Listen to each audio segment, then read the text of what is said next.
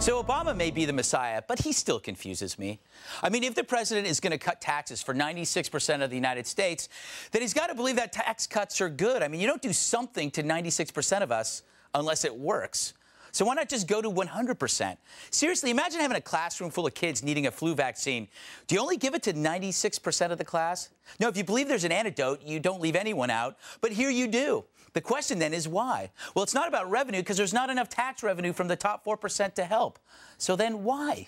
Oh, yeah, the rich. And if you've been basting in class warfare all your life, you know the rich need to be punished, even if all they've done is get rich, which is negative reinforcement at its worst. I mean, if you're going to get nailed for achieving, after a while, you're going to say, why bother? And then, do you have any meth?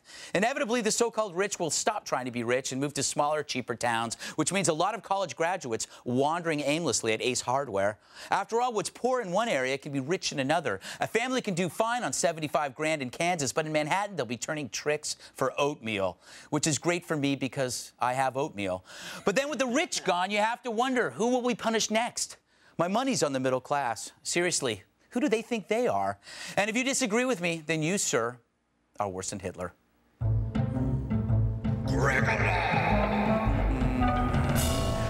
Hey, Bill, you make almost no money at all. So the idea of rich people paying more taxes must satisfy your overing class envy. I can't help but think, after listening to that Gregalogue, that you're less about the money helping or hurting the economy and more about how it affects you, Greg. Of course. I might be off limb here, but here's the thing. but that's normal. No, because I'm thinking of the greater good. What you work for, the greater good, baloney. I almost said BS. First of all, it's baloney, not bologna. But let me finish. I am against tax cuts for the very wealthy that contribute to the economy. There are certain CEOs out there that are absolutely contributing to the economy. I'm talking about selective taxing. Let those guys go free, but people who contribute nothing, tax the crap out of them, like Greg Gutfeld. But see that? There you go. Triple it. Triple it. There you go. He Class does envy. nothing. He brings nothing to the table. Natalie, all around the country, we were seeing Tea Party tax revolts all over. There was one in New York. There was one somewhere else. That was just a tea party, and you weren't invited. Isn't it time that people started talking about taxes? I know it's boring, but we have to talk about it. We are talking about it, though. Yeah, it's boring. And, yes. and I am bored, so you're right.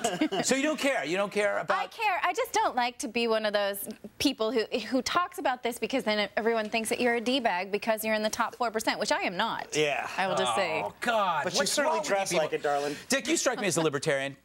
I go with it is what I do. You know, I pay the taxes. I don't really question really what I'm doing. I'm in a recession-proof job. Yeah, that's true. And you're wearing the... Is there a way you can illustrate this? Jamie, Jamie, you're the business expert here. What could people do, if anything, to help themselves in this economy? Well, Greg, what's important... I just realized I wasn't a business expert.